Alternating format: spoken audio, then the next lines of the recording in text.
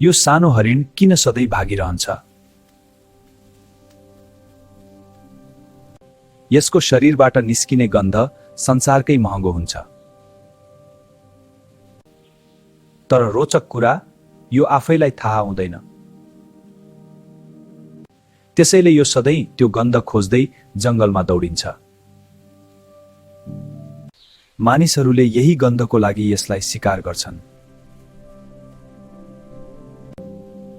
के हामीले यसलाई बचाउन सक्छौं?